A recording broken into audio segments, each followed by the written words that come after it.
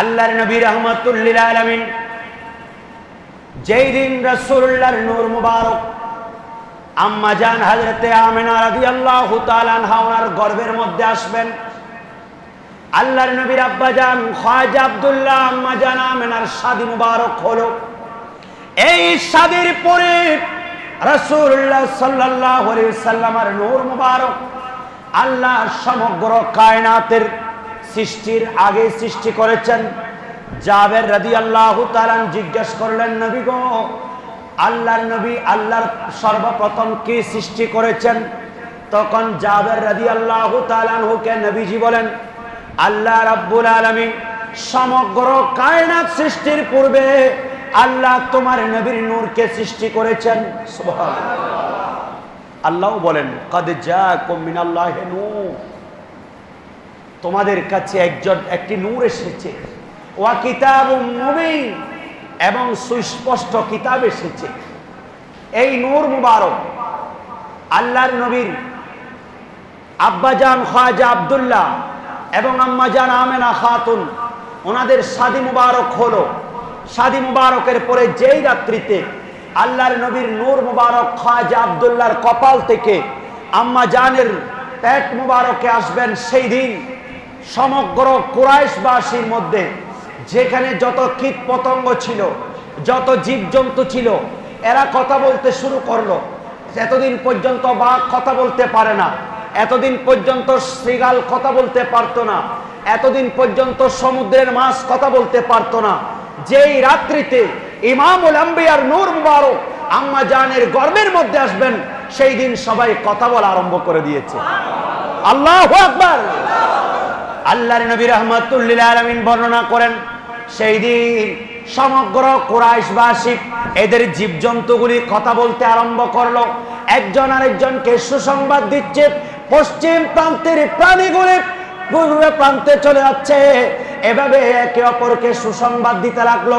সমুদ্রের মাছগুলি দৌড়াদৌড়ি করতে লাগলো, একজন আরেকজনকে সুসংবাদ দিতে লাগলো যে পৃথিবীর মধ্যে সর্বশ্রেষ্ঠ নিয়ামত আল্লাহ রাব্বুল আলামিনের সর্ব উৎকৃষ্ট নিয়ামত, সর্ববৃহৎ নিয়ামত ইমামুল আম্বিয়া দুনিয়ার বুকে তাশরীফ আনছেন। এভাবে গাছপালা সবাই আনন্দিত, তরুলতা আনন্দিত, আকাশ বাতাস আনন্দিত, আসমান জমিন আনন্দিত। সেই রাত্রিতে যেই সকল কুরাইশদের মধ্যে যতগুলি এরা সবাই যারা জাদুকর ছিল, এদের জাদুকে ছিনিয়ে নেওয়া হয়েছে। যেই সকল মহিলারা জাদু করত, এদের জাদু আর কাজ করছে না, সমগ্র বাদশাদের সিংহাসন উল্টিয়ে দেওয়া হলো। শুধু তাই নয়, সেই রাত্রিতে সকল বাদশাদের জবান বন্ধ হয়ে গেল। সুবহানাল্লাহ। কেউ কথা বলতে পারছে না, সবাই বোবা হয়ে গেছে। শুধুমাত্র আল্লাহর সমগ্র সৃষ্টি জগৎ খুশি উদযাপন করতেছে। সেই রাত্রিতে চতুর্দিকে শুধু খুশির সংবাদ, সমুদ্রের মাছ পর্যন্ত আনন্দ উপভোগ করছে। এভাবে করতে করতে সেই রাত্রিতে ইমামুল আম্বিয়ার নূর মুবারক আম্মা জানের গর্ভের মধ্যে এসেছেন। এভাবে রাসূলুল্লাহ সাল্লাল্লাহু আলাইহি সাল্লামের নূর মুবারক 6 মাস আম্মা জানের রেহমে পাকে অবস্থান করলেন। 6 মাস অতিবাহিত হওয়ার পর আল্লাহর নবীর আম্মা জান হযরতে আমেনা রাদিয়াল্লাহু তাআলা ইনি বলছেন, ইনি বর্ণনা দিচ্ছেন, আমি দেখলাম একজন সুদর্শন পুরুষ, একজন অত্যন্ত সুন্দর মানুষ আমার সামনে, আমি যখন ঘুমন্ত অবস্থায় এমন সময় আমার সামনে উপস্থিত, আমাকে বলছেন, মারহাবান মারহাবান বিকা ইয়া মুহাম্মাদু। ফাকালাত লাহু সাইয়্যিদি আনা মান আনতা? ক্বালা আনা আদমু। ফাকালতা মা তুরিদু ইয়া আবাল বাশার। আল্লাহর নবীর আম্মা জান হযরতে আমেনা খাতুন ওনাকে জিজ্ঞেস করলেন, এত সুন্দর মানুষ, আমি তো আপনাকে চিনি নাই, কে আপনি? তখন আম্মা জান আমেনা রাদিয়াল্লাহু তাআলা ওনাকে জবাব দিচ্ছেন, হে মা আমেনা, আপনি কোনো চিন্তা করবেন না, আমি সাইয়্যিদুল বনি আদম, হযরতে আদম সফিউল্লাহ। সুবহানাল্লাহ। আমি আদম সফিউল্লাহ, আপনাকে স্বাগতম জানাচ্ছি, আপনাকে মারহাবা জানাচ্ছি। আমি দেখলাম আমার পা ছুঁয়ে কি যেন আমাকে সালাম করছে। আমি এই সময় আমার ঘুম ভেঙে গেল, দেখলাম হযরতে সাইয়েদনা আদম সফিউল্লাহ এবং ফেরেশতারা উপস্থিত আমার সামনে। ফেরেশতারা আমার পায়ে ছুঁয়ে সালাম করছে। আদম সফিউল্লাহ আমাকে সুসংবাদ দিচ্ছেন, অনতি বিলম্বে আপনার মাধ্যমে সকল নিয়ামতের শ্রেষ্ঠ নিয়ামত ইমামুল আম্বিয়া আপনার মাধ্যমে তাশরীফ আনছেন। এভাবে আস্তে আস্তে হযরতে আম্মা জান আমেনা রাদিয়াল্লাহু তাআলা আনহা যেই দিন আল্লাহর নবী দুনিয়াতে ভূমিষ্ঠ হবেন, এমন সময় উনি দেখতে পেলেন যে ওনার আশেপাশে কেউ ছিলেন না। যেহেতু দ্বিতীয় মাস অথবা মতান্তরে 7 মাস বয়সে অথবা 3 মাস বয়সে আল্লাহর নবীর আব্বা জান খাজা আব্দুল্লাহ ইন্তেকাল করেছেন। যেই দিন 9 মাস 10 দিন পূর্ণ হলো, আল্লাহর নবী রাহমাতুল্লিল আলামিন দুনিয়ার জমিনে তাশরীফ আনার সময় হয়ে গেল। এমন সময় আম্মা জান আমেনা বলছেন, আমার ঘরের মধ্যে কেউ ছিলেন না, আমি একা ছিলাম। আমার একটু একাকিত্ব অনুভব হলো। আমি দেখলাম চতুর্দিকে শীতল, একেবারে নিস্তব্ধ পরিবেশ, আমি কারো শব্দ শুনতে পাচ্ছি না, আমার একটু ভয় লাগছে। এমন সময় আমি দেখলাম সাদা সাদা কিছু পাখি আমার সামনে এসে তাদের ডানাগুলি দেখিয়ে আমাকে মালিশ করতেছে। আমার ভয় চলে গেল, আমার ভীতি দুর্বরিত হয়ে গেল। শুধু তাই নয়, এমন সময় আমি একটু পিপাসার্ত হলাম। দেখলাম ফেরেশতারা আমাকে 1 গ্লাস দুধের মতো শরবত দিলেন। সুবহানাল্লাহ। আমি এগুলা যখন খেলাম, আমার আরো স্তব্ধতা, আমার ঠান্ডা অনুভব হলো, আমার শীতলতা অনুভব হলো। এইভাবে আল্লাহর নবীর আম্মা জান বলেন, আমি দেখলাম এগুলি পান করার সাথে সাথে আমার চোখের পর্দা খুলে গেল। আল্লাহর নবী দুনিয়াতে যেই দিন আসবেন, আমি দেখলাম আমার পেট মুবারক থেকে একটা আল্লাহর নূর বের হয়েছে। রাসূলে পাককে জিজ্ঞেস করলেন, নবী গো, আখবিরনি আন নাফসিকা, নবী গো আপনি সম্পর্কে আমাদেরকে একটু বলেন না। নবী বলছেন, আনা দাওয়াতু আবি ইব্রাহিমা, আমি আমার বাবা হযরতে সাইয়েদনা আদম সফিউল্লাহর দোয়া। সুবহানাল্লাহ। ওয়া বুশরা ঈসা, এবং হযরতে ঈসা রূহুল্লাহ যেই নবীর সুসংবাদ দিয়েছিলেন, আমি সেই নবী। ওয়ারাআত উম্মি হিনা হামালাত বি আন্নাহু খারাজা মিনহা নূরুন আদাআত লাহু বুসরা ওয়া বুসরা মিন আরদিশ শাম। আল্লাহর নবীর আম্মা জান রাদিয়াল্লাহু তাআলা, আল্লাহর নবী বলছেন, আমার মা দেখতে পেলেন আমার মায়ের পেট মুবারক থেকে একটা নূর বের হচ্ছে। সেই নূরটা সমগ্র কায়নাতকে আলোকিত করলো। শুধু তাই নয়, আমার মা দেখতে পাচ্ছেন মক্কায়ে মুআজ্জামায় কুরাইশ বংশে আমেনার জিন্ন কুটির থেকে উনি সুদূর সিরিয়া দেখতে পাচ্ছেন। সেই সিরিয়ার সবচেয়ে বড় রাজপ্রাসাদ কিসরা বাদশার রাজপ্রাসাদের 7টা স্তম্ভ ভেঙে গেছে। আমি নবীর আগমন এটাই বার্তা দিচ্ছে, আজ থেকে দুনিয়াবি অন্য কোনো ক্ষমতা থাকবে না, অন্য কারো বাদশাহী চলবে না, বাদশার বাদশাহ আমাদের নবী চলে এসেছেন। নূরে মোহাম্মদ সাল্লাল্লাহু আলা, তুমি বাদশাহো বাদশাহ কামলি ওয়ালা। নূরে মোহাম্মদ তুমি বাদশাহো, ধরাতে তশরীফ আনলেন নূর নবী, কায়নাতের শ্রেষ্ঠ যিনি নূরি মাওলা। নূরে মোহাম্মদ লা, তুমি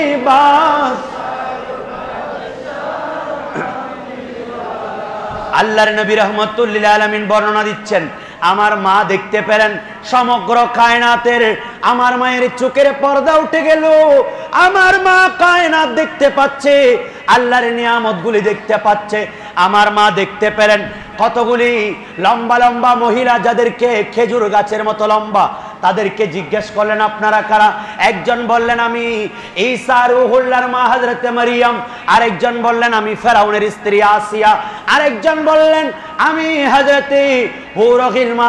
এভাবে আমি আল্লাহর নবীর আম্মা জান বললেন, আমি দেখলাম শূন্য আকাশে কতগুলি ফেরেশতারা কিছু রেশমি পোশাক নিয়ে দাঁড়িয়ে আছেন, আবার কেউ কিছু পাত্র নিয়ে পানি নিয়ে দাঁড়িয়ে আছেন, মায়ে জমজম নিয়ে দাঁড়িয়ে আছেন, হাউজে কাউসার নিয়ে দাঁড়িয়ে আছেন, তাসনিম নিয়ে দাঁড়িয়ে আছেন। আল্লাহর নিয়ামতগুলো নিয়ে দাঁড়িয়ে আছেন। আমি দেখতে পেলাম আর কতগুলি ছোট্ট ছোট্ট পাখি যেগুলি আমার সমগ্র ঘরকে আচ্ছাদিত করে ফেললো। আমি দেখতে পেলাম চন্দ্র সূর্য সবই আমি নবীর আম্মাজান আমেনার ঘরের মধ্যে সবাই ঝুঁকে পড়তে লাগলো। রাসূলুল্লাহর আগমন বিশ্ববাসীর জন্য নিয়ামত। সমগ্র কায়নাত সেদিন আনন্দিত হয়েছিলেন, সিওয়ায়ে ইবলিস। ইবলিস 4 বার কান্না করেছে, একেবারে বেশি কান্না। 1 নাম্বার, সর্বপ্রথম তাকে যখন জান্নাত থেকে বের করে দেওয়া হয়েছে। 2 নাম্বার, যখন সে আল্লাহর পক্ষ থেকে মালউন, অভিশপ্ত হিসাবে ঘোষিত হয়েছে। 3 নাম্বার, রাসূলুল্লাহ যেই দিন দুনিয়ার বুকে তাশরীফ আনছেন। আরেকটা হচ্ছে যেই দিন সূরা ফাতিহা নাজিল হচ্ছে। এই 4 বার ইবলিস অজস্র কান্না করেছে। একমাত্র কারণ আজ থেকে ইবলিসের কোনো ক্ষমতা ইমামুল আম্বিয়ার উম্মতকে টাচ করতে পারবে না। নবীর উম্মত হওয়ার কারণে ইবলিস সব সময় ইমানদারদের কাছ থেকে দূরে থাকবে। সুবহানাল্লাহ। আম্মা জান আমেনা বলছেন, আমি দেখতে পেলাম আমার সন্তান হঠাৎ করে এক টুকরো শুভ্র মেঘ এসে আমার সন্তানকে আমার কাছ থেকে গোপন করে ফেললেন। আর ওইদিকে আল্লাহর নবীকে বললেন যে সেই নূর মুবারককে নিয়ে যাও, আসমান জমিন লৌহ কলম আর কুরসি সমুদ্র সাগর সবকিছু ভ্রমণ করাও। সমগ্র কায়নাতের প্রত্যেকটা জীব জন্তু, প্রত্যেকটা পশু প্রাণী সবার সাথে ইমামুল আম্বিয়ার পরিচয় করাইয়া দাও। সেই নবীর নিয়ামত সবাইকে গ্রহণ করার সুযোগ দান করে দাও। আম্মা জান আমেনা বলছেন, আমার চোখের আড়াল হয়ে গেল আমার সন্তান। আমি দেখতে পেলাম কোথায় নিয়ে যাচ্ছেন। আর সমগ্র কায়নাত ভ্রমণ করিয়ে এইবার একটা রেশমি পোশাক দিয়ে আমার সামনে যখন আসলেন, আমি আম্মা জান আমেনা দেখতে পাচ্ছি আমার সন্তান মহান রবের দরবারে সাজদা দেওয়া অবস্থায় 2 হাতের আঙ্গুলগুলি শাহাদাত আঙ্গুল আসমানের দিকে আল্লাহর ওয়াহদানিয়তের স্লোগান লা ইলাহা ইল্লাল্লাহ ইন্নী রাসূলুল্লাহ এভাবে করে সাক্ষ্য দিচ্ছেন। এভাবে আল্লাহর নবীকে দুনিয়ার বুকে তাশরীফ এনেছেন। ফেরেশতারা সুন্দর করে আম্মা জান আমেনার কোলে দিয়েছেন। সেই নবীর আগমন আমাদের জন্য নিয়ামত। খুশি না বেজার? কথা বলেন, খুশি না বেজার? সেই জন্য আমরা ইমানদাররা বলি সকল ঈদের সেরা ঈদ। সবাই বলেন সকল ঈদের সেরা ঈদ।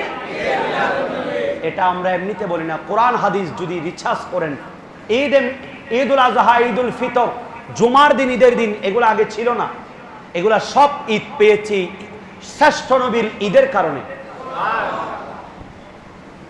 এখন আমাদের সন্তান, এটা তো রাসূল পাকের জীবনী শুনলেন, আল্লাহর নবী দুনিয়ার জমিনে তাশরীফ এনেছেন। এটা আমরা ইমানদারদের জন্য সবচেয়ে বড় খুশি। আর যেই সে খুশি হতে পারে নাই সেই ইবলিসের দোসর, কারণ সবচেয়ে বেশি কান্না করেছে ইবলিস নবী আগমনের কারণে। নাউজুবিল্লাহ বলেন।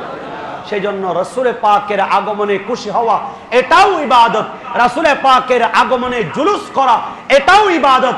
রাসূল পাকের আগমনকে কেন্দ্র করে সকল শরীয়তের পন্থায় সকল কার্যক্রম ইবাদত। টাকা পয়সা খরচ করা সবগুলি ইবাদত। সুবহানাল্লাহ। রাসূলুল্লাহ সাল্লাল্লাহু আলাইহি ওয়াসাল্লাম যেই দিন মক্কায়ে মুআজ্জামা থেকে মদিনায়ে মুনাওয়ারায় তাশরীফ নিচ্ছেন, আল্লাহর নবীর সাহাবায়ে কেরাম সবাই তর্ক বিতর্ক লিপ্ত হলো যে নবী কার ঘরে যাবেন। এমন সময় রাসূলুল্লাহ পাক সাল্লাল্লাহু আলাইহি ওয়াসাল্লাম নির্দেশ দিলেন যে আমি বনু নযীরের কাছে যাব। তখন ইমামুল আম্বিয়া রাহমাতুল লিল আলামিন যেদিন যাচ্ছেন, সেই দিন রাসূলুল্লাহ সাল্লাল্লাহু আলাইহি ওয়াসাল্লাম বয়ান দিচ্ছেন যে বনু নযীরের সকল নারী পুরুষ বৃদ্ধা বনিতা আবাল বৃদ্ধ সবাই পাহাড়ের উপর উঠে, দালানের ছাদের উপর উঠে সবাই ইয়া মুহাম্মাদু ইয়া রাসূলুল্লাহ কদম তো কদমান খায়রা মাকদামিন, আপনাকে স্বাগতম ইয়া রাসূলুল্লাহ।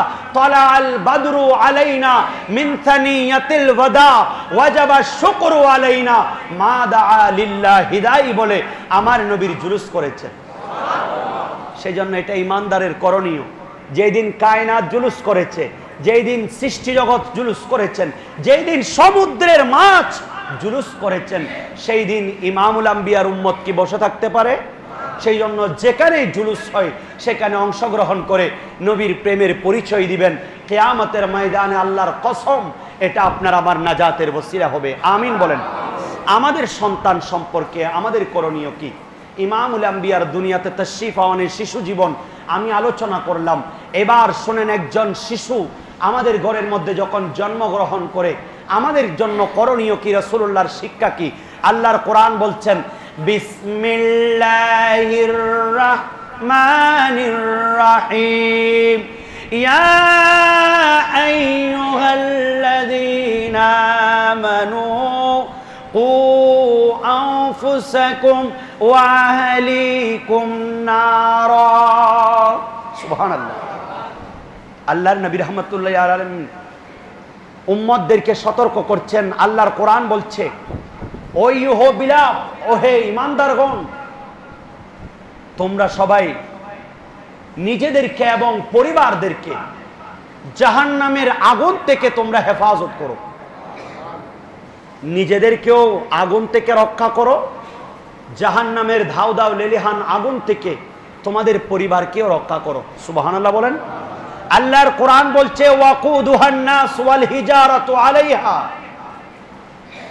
ওয়াকুদুহান নাস ওয়াল হিজারা, এই জাহান্নামটা প্রজ্বলিত হবে মানুষ এবং পাথর দ্বারা। নাউজুবিল্লাহ বলেন। আলাইহা মালাইকাতুন গিলাজুন শিদাদুন, সেখানে এমন এমন কতগুলি ফেরেশতা জাহান্নামে নিযুক্ত করে দেওয়া হবে। সেই সকল ফেরেশতারা হবেন নির্মম, তাদের অন্তরে দয়া মায়া থাকবে না। এরা শুধুমাত্র রবের নির্দেশ পালন করবে। সেখানে তাদের মধ্যে কোনো গজবের যারা ফেরেশতা, এদের অন্তরে বিন্দু পরিমাণ দয়া মায়া থাকবে না, শুধু আল্লাহর হুকুম পালন করবে। মা আমারাহুম লা ইয়াসুনা ইল্লাহ মা আমারাহুম ওয়া ইয়াফআলুনা মা ইউমারুন। আল্লাহর কোরআন বলছেন, তাদেরকে আল্লাহ যেটা নির্দেশ দেন সেটাই করবে, আর আল্লাহর নির্দেশ পালন না করে তারা কখনো তোমাদের প্রতি দয়া প্রদর্শন করবে না। সুবহানাল্লাহ বলেন। এই আয়াতের মাধ্যমে সর্বপ্রথম উচিত হচ্ছে আমাদের নিজেদেরকে জাহান্নামের আগুন থেকে রক্ষা করা। সুবহানাল্লাহ বলেন।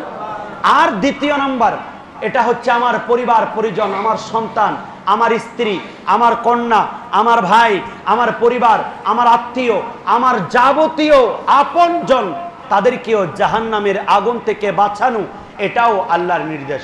সুবহানাল্লাহ বলেন। এখন হযরত ওমর ফারুক আযম রাদিয়াল্লাহু তাআলা জিজ্ঞেস করলেন, নবী গো, আমরা নিজেদেরকে জাহান্নামের আগুন থেকে বাঁচবো, আমরা আল্লাহ যেটা নির্দেশ দিয়েছেন সেটাই করব, আল্লাহ যেটা নিষেধ করেছেন সেটা করব না, আল্লাহর ইতাআত করব, নবীর ইতাআত করব, আল্লাহর নাফরমানি করব না। হালাল কোনটা সেটা আমরা বাছাই করব, হারাম কোনটা সেখান থেকে বেঁচে থাকব, যেটা অন্যায় সেটা থেকে যাব না, আমরা যেটা নিয়েই সেটার মধ্যে জীবন যাপন করব, নিজেদেরকে আগুন থেকে বাঁচাবো। তবে আমরা আমাদের পরিবারকে কিভাবে বাঁচাবো? তখন রাসূলুল্লাহ সাল্লাল্লাহু আলাইহি ওয়াসাল্লাম বলছেন, ওমর নাকিয়া আনফুসানা, আমরা নিজেদেরকে রক্ষা করব। ফাকাইফা লানা বিআহলিনা, নবী গো, আমরা আমাদের নিজেদের পরিবারকে কিভাবে বাঁচাবো? ফাকাল, আল্লাহর নবী বলছেন, তানহাউনাহুম আম্মা নাহাকুমুল্লাহু, আল্লাহ যেগুলি থেকে নিষেধ করেছেন সেগুলি তোমার পরিবারকে তুমি নিষেধ করো।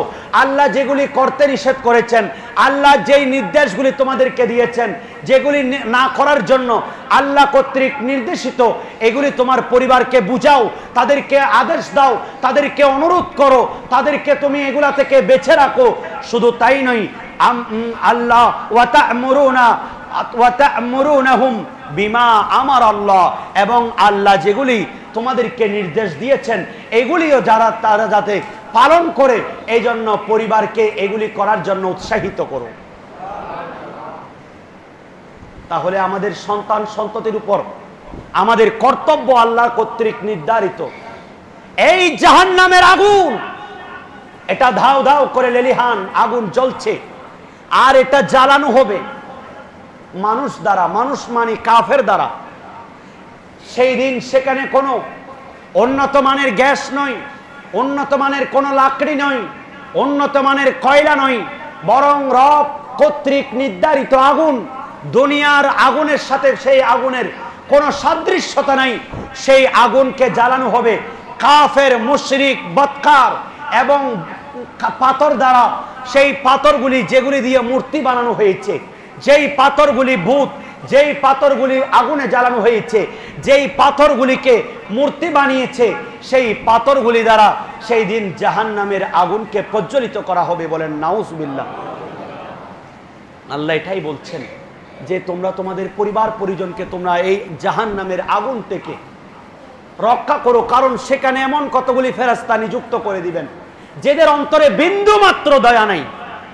একজন জল্লাদ যেমনি ভাবে ফাঁসির কাস্টে, তার মধ্যে কোনো ধরনের দয়া মায়া থাকে না, শুধুমাত্র হাকিমের সেই হুকুমটা বাস্তবায়ন করার জন্য তার শরীরটাকে, তার অন্তরটাকে যেভাবে পাথর, তাহলে দুনিয়ার একজন জল্লাদ যদি একটা ফাঁসির মঞ্চে ঝুলানো ব্যক্তির প্রতি দয়া প্রদর্শন করতে না পারে, সেই দিন আল্লাহ জাহান্নামের মধ্যে যেই ফেরেশতাগুলি আযাবের জন্য নিযুক্ত করবেন তারা এর চেয়েও বড় ভয়ঙ্কর।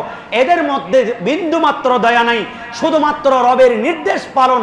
আপনাকে আমাকে শুধু আল্লাহর নাফরমানির কারণে কাফের, মুশরিক, এদেরকে এই জাহান্নামে জ্বালানোই হচ্ছে তাদের কাজ। নাউজুবিল্লাহ বলেন। আল্লাহ বলছেন এই জাহান্নামের আগুন থেকে নিজেরাও বেঁচে থাকো এবং পাশাপাশি তোমাদের আপনজন, পরিবার পরিজনকেও বাঁচিয়ে রাখো। আল্লাহ কবুল করুক, আমিন। আল্লাহর নবী বলেন কুল্লুকুম রাইন ওয়া কুল্লুকুম মাসউলুন আন রায়াতিহি। তোমরা প্রত্যেকে আপন আপন জায়গায় দায়িত্ববান, আপন আপন জায়গায় তোমরা প্রত্যেকে এক একজন দায়িত্ববান। কেউ বাবা হিসাবে, কেউ ইমাম হিসাবে, কেউ ভাই হিসাবে, কেউ আত্মীয় স্বজন হিসাবে, কেউ আলেম হিসাবে, কেউ বৃদ্ধ হিসাবে, কেউ বড়জন হিসাবে, কেউ আপন ভাই হিসাবে, কেউ আপন বোন হিসাবে। একে অপরের জন্য তোমরা সবাই দায়িত্ববান। একজন আরেকজনের দায়িত্ব সম্পর্কে কিয়ামতের ময়দানে অধীনস্থদের ব্যাপারে তোমাকে জিজ্ঞেস করা হবে। আন রায়াতিহি, অর্থাৎ তোমার অধীনস্থ যারা ছিল, তোমার ছোট ভাই ছিল, তোমার ছোট বোন ছিল, তোমার স্ত্রী ছিল, তোমার সন্তান ছিল, তোমার মেয়ে ছিল, এদের সম্পর্কে তোমাকে জিজ্ঞেস করা হবে। আমি ইমাম, আমাকে মুসল্লি সম্পর্কে জিজ্ঞেস করবেন। শাসক যিনি, ওনাকে আপন এলাকার মানুষ সম্পর্কে জিজ্ঞেস করবেন। আল্লাহর নবী বলেন প্রত্যেকেই এভাবে দায়িত্বশীল। আল্লাহর নবী বলেন ফাল ইমামুল্লাযী আলান নাসি রাইন ওয়া হুয়া মাসউলুন আনহুম। তা একজন শাসক তার অধীনস্থ সকল প্রজাদের ব্যাপারে, তার সকল নিম্নস্তন, তার সকল কর্মচারীদের ব্যাপারে তাকে জিজ্ঞেস করা হবে। ওয়ার রাজুলু রাইন, একজন পুরুষ সেও দায়িত্ববান, দায়িত্বশীল। আলা আহলি বাইতিহি ওয়া হুয়া মাসউলুন আনহুম, তার পরিবার পরিজনের ব্যাপারে। সুবহানাল্লাহ বলেন। একজন পুরুষকে জিজ্ঞেস করবে তোমার পরিবার পরিজন, তুমি কি তাদেরকে সৎ উপদেশ দিয়েছো? আপনি আমি কি আমার অধীনস্থ যারা আছে, আমার সন্তান সন্ততি, এদেরকে আমরা হকের দাওয়াত দিয়েছি কিনা? আমরা কি এদেরকে আল্লাহর কর্তৃক নির্দেশিত পন্থায়, রাসূলুল্লাহর দেখানো পথে, আউলিয়া ইকরামের অনুসৃত পথে আমরা কি আমাদের সন্তানদেরকে পরিচালিত করেছি কিনা? কিয়ামতের ময়দানে এই সম্পর্কে প্রত্যেক পুরুষকে জিজ্ঞেস করবে, প্রত্যেক নারীকে জিজ্ঞেস করবে তার স্বামীর পরিবার পরিজনকে পাহারা দিয়েছে কিনা, সন্তান সন্ততি লালন পালন করেছে কিনা, স্বামীর সম্পদ হেফাজত করেছে কিনা, স্বামীর অবর্তমানে নিজেকে সেভ করেছে কিনা, স্বামীর অবর্তমানে নিজের পরিবার পরিজনকে রক্ষা করেছেন কিনা, সবকিছু পুঙ্খানুপুঙ্খানু হিসাব আল্লাহর দরবারে দিতে হবে। সুবহানাল্লাহ বলেন।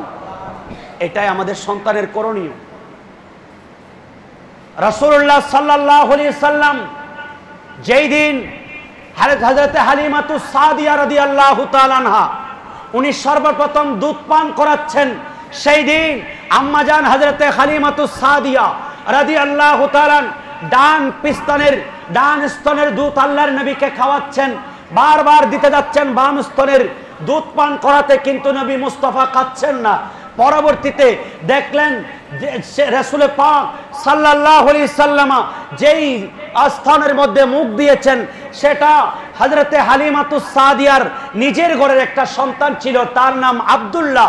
সেই আব্দুল্লাহ সেটাতে মুখ দেয় না, আর বাকি বাম স্তনের দুধটা সেই পান করছে। রাসূলুল্লাহ এটা পান করছেন। আম্মা জান হালিমাতুস সাদিয়া দেখলেন ইমামুল আম্বিয়া, যাকে আমি দুধ পান করানোর দায়িত্ব নিয়েছি, উনি মায়ের কোলে বসে বিশ্ববাসীকে ইনসাফ শিক্ষা দিচ্ছেন। আল্লাহু আকবার বলেন। সামান্য জায়গার জন্য আমরা আপন ভাইকে মুহূর্তের মধ্যে ভুলে যাচ্ছি, এক করা জায়গার জন্য মারামারি হানাহানি করছি। ইমামুল আম্বিয়া মায়ের বুকের দুধ পর্যন্ত খাচ্ছেন না, আপন দুধ ভাইয়ের জন্য রেখে দিচ্ছেন। সুবহানাল্লাহ। রাসূলুল্লাহর শিক্ষা শুধুমাত্র জীবনী আলোচনা করলাম, এটা দিয়ে আমাদের এখান থেকে শিক্ষা করণীয় কি?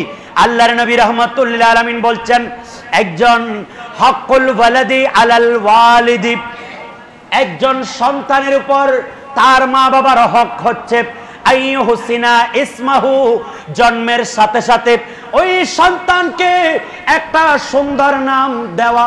সুবহানাল্লাহ বলেন। সন্তানের উপর মা বাবার হক। সন্তান হয়েছে, এখন করণীয়টা হচ্ছে সর্বপ্রথম যেই করণীয়, একটা সুন্দর অর্থবহ, যেই নামের একটা নির্দিষ্ট অর্থ আছে, নেই যেই নামের মধ্যে খারাপ কোনো অর্থ নাই, এই ধরনের কোরআন হাদিস ভিত্তিক একটা ইসলামী নাম নির্বাচন করে সন্তানের নাম দেওয়া, এটা হচ্ছে মা বাবার প্রথম খেদমত। সুবহানাল্লাহ। মা বাবা সপ্তম দিবসে সন্তানের জন্য আকিকা করা, এটা মা বাবার দায়িত্ব। আর রাসূল পাক সাল্লাল্লাহু আলাইহি ওয়াসাল্লাম বলছেন ওয়ায়ুআল্লিমুহুল কিতাবাতা, তাকে লেখা শেখানো। সেই যখন আস্তে আস্তে পরিণত বয়সে উপনীত হবে, তাকে লেখাপড়া শেখাও, নিজের হাতে কলমে সন্তানদেরকে লেখার শিক্ষা দাও। কারণ আল্লাহ বলছেন আল্লামাহুল বায়ান, আল্লাহ রাব্বুল আল্লামা আর রহমান আল্লামা কোরআন, আল্লাহ রাব্বুল আলামিন রহমান যিনি কোরআন শিক্ষা দিয়েছেন। শুধু তাই নয়, আল্লাহ রাব্বুল আলামিন আল্লামা বিল কলম, আল্লাহ কলম দ্বারা মানুষকে শিক্ষা দিয়েছেন। সুবহানাল্লাহ। তাহলে রাসূল পাক সাল্লাল্লাহু আলাইহি ওয়াসাল্লামের নির্দেশ, তোমরা সন্তানদেরকে যেই অধিকারগুলি সন্তান রাখে মা বাবার কাছ থেকে একটা সুন্দর নাম নির্বাচন করা, তার জন্য আকিকার ব্যবস্থা করা, তাকে উত্তম আদর্শগুলি আদব কায়দা শিক্ষা দেওয়া, সেই যখন পরিণত বয়সে হয় তাকে লেখাপড়া শিক্ষা দেওয়া, ওয়া ইউজাউযিজাহু ইযা বালাগা, সেই যখন পরিণত বয়সে উঠবে তখন তার জন্য তাকে নির্দিষ্ট সময়ে বিবাহ করিয়ে দেওয়া, এটা মা বাবার খেদমত। মা বাবার সন্তানের উপর অধিকার, সন্তান এই অধিকারগুলি রাখে। আপনি আমি কতটুকু দায়িত্ব পালন করতে পেরেছি? আমার আপনার সন্তানকে কি আমরা এই শিক্ষার ব্যবস্থা করতে পেরেছি? আমি কি আমার সন্তানকে লেখাপড়ার ব্যবস্থা করেছি? সবচেয়ে আল্লাহর জগতের মধ্যে সর্বশ্রেষ্ঠ 30 পারা কোরআন, সেই শিক্ষা কি আমার সন্তানকে দিতে পেরেছি? কিয়ামতের ময়দানে এগুলি আপনাকে আমাকে জবাবদিহিতা করতে হবে। আল্লাহর নবী বলছেন মা নাহালা ওয়ালিদুন ওয়ালাদান আফদালা মিন আদাবি হাসানাতিন, একজন পিতা তার সন্তানকে যেই সকল উপটৌকন উপহার প্রদান করেন, সবচেয়ে শ্রেষ্ঠ একটা উপহার হচ্ছে উত্তম আদব শিক্ষা দেওয়া। সুবহানাল্লাহ। একজন বাবা সন্তানকে যত উপহার দেন, সবচেয়ে শ্রেষ্ঠ উপহার এটাই যে আদব শিক্ষা দেওয়া, সন্তানকে উত্তম আদর্শ ভালো ভালো কথাগুলি শেখানো, তাকে ভালো ভালো কথাগুলি বলা, ভালো কিছু পড়ার জন্য, ভালো কিছু বলার জন্য উত্তম সঙ্গীদের সাথে তার সঙ্গী নির্বাচন করা, উত্তম জায়গায় উত্তম পরিবেশে সন্তানের পরিবেশ গঠন করা, তাকে লালন পালন করা, তার সকল নিয়ামতগুলি দিয়ে এই সন্তানকে যদি আপনি এভাবে পরিচালনা করতে পারেন, সেই সন্তান বড় হয়ে কখনো মা বাবাকে কষ্ট দিবে না। সেই সন্তান কখনো বড় হয়ে মা বাবার নাফরমানি করবে না, কারণ সেই ছোটকাল থেকে আদব শিক্ষা দিয়েছে। শুধু তাই নয়, রাসূল পাক বলছেন মুরু আওলাদাকুম বিসসালাত ওয়া আবনাউ সাবঈ সিনিন। আল্লাহর নবী বলেন, তোমরা যখন সন্তান 7 বছর বয়সে উপনীত হয়, তাকে তোমরা নামাজের আদেশ দাও। ওয়াদরিবুহুম ওয়া হুম আবনাউ আশরি সিনিন, তারা যখন 10 বছর বয়সে উপনীত হয় তাদেরকে তোমরা প্রহার করো, মৃদু আঘাত করো। সেই যদি নামাজ না পড়ে তাকে মেরে মেরে নামাজে পাঠাও। সুবহানাল্লাহ বলেন। ওয়াফাররিকু বাইনাহুম ফিল মাদাজিব, শুধু তাই নয়, তাদের কাছ থেকে বিছানা আলাদা করে দাও। মা বাবার সাথে থাকতে দিও না, আলাদা বিছান দাও। সেই যখন উপনীত বয়সে পরিণত হবে তাকে একটি আলাদা বিছানায় শায়িত করতে দাও। এগুলি মা বাবার সেবা। আল্লাহর নবী রাহমাতুল লিল আলামিন কত সুন্দর করে উম্মতদেরকে বুঝাচ্ছেন একজন পরিবার পরিজন কিভাবে পরিবারকে, স্ত্রী স্বামীকে জাহান্নাম থেকে বাঁচাবেন, স্বামী কিভাবে স্ত্রীকে জাহান্নাম থেকে বাঁচাবেন, সন্তানকে কিভাবে মা বাবা জাহান্নাম থেকে বাঁচাবেন, সন্তানদেরকে কিভাবে মা বাবা জাহান্নাম থেকে মুক্ত রাখবেন। এই সকল বিষয়গুলি আল্লাহর নবী হাদিসে নববীর মাধ্যমে শিক্ষা দিচ্ছেন। রাসূলুল্লাহ বলছেন, রাহিমাল্লাহু রাজুলান কামা মিনাল লাইলি ফাসাল্লা ফাআইকাযা ইমরাতাহু। আল্লাহর নবী বলছেন, ওই পুরুষের উপর আল্লাহর রহমত নাজিল হোক, আল্লাহর রহমত বর্ষণ হোক। ওই রাসূলুল্লাহ দোয়া করছেন ওই ছেলেটার উপর, ওই পুরুষের উপর আল্লাহর রহমত বর্ষিত হোক। রাসূলুল্লাহর দোয়া সাথে সাথে কবুল। আল্লাহর নবী দোয়া করছেন ওই সকল পুরুষের জন্য, ওই সকল মহিলাদের জন্য। রাসূলুল্লাহ বলেন ওই সকল পুরুষের উপর আল্লাহর রহমত, আল্লাহর নিয়ামত, আল্লাহর অনুগ্রহ বর্ষণ হোক। কোন পুরুষ? যেই ব্যক্তি রাতে নামাজ পড়ার জন্য দাঁড়িয়েছেন। আর একটু বড় করে বলবেন না? ওই পুরুষ যেই নামাজের জন্য রাত্রে উঠেছেন। শুধু তাই নয়, ফাআইকাযা ইমরাতাহু, এবং তার স্ত্রীকে জাগিয়ে দিয়েছেন। সুবহানাল্লাহ। আপন স্ত্রীকেও জাগিয়ে দিয়েছে। নামাজ নিজে পড়ার জন্য উঠেছেন এবং স্ত্রীকেও জাগিয়ে দিয়েছে। ফাইন আবাত নাদাহা ফি ওয়াজহিহাল মা, যখন স্ত্রী উঠতে অপারক হয়, স্ত্রী যদি উঠতে অস্বীকার করে, স্ত্রী উঠতেছে না, এমন সময় তাকে মাজাক স্বরূপ, রসিকতা স্বরূপ তার মুখের মধ্যে পানি ছিটিয়ে তাকে জাগ্রত করে নামাজে দাঁড় করালো। আল্লাহর নবী বলছেন ওই ব্যক্তির উপর আল্লাহর রহমত নাজিল হচ্ছে। আর একটু বড় করে বলেন। আল্লাহর নবী বলছেন, রাহিমাল্লাহু ইমরাতান, ওই সকল মহিলাদের উপর আল্লাহর রহমত নাজিল হোক। ফাকামাত, যেই মহিলা নামাজের জন্য উঠল, মিনাল লাইলি ওয়া সাল্লাত, রাতে নামাজের জন্য উঠে নিজে নামাজ পড়লেন, ওয়া আইকাযাত যাওজাহা, তার স্বামীকে জাগ্রত করে দিল। ফাইন আবা, সেই স্বামী যদি অস্বীকার করে উঠতে, সেই যদি উঠতে চাই না, নাদাহাত ফি ওয়াজহিহিল মা, যদি তার মুখের মধ্যে পানি ছিটিয়ে তাকে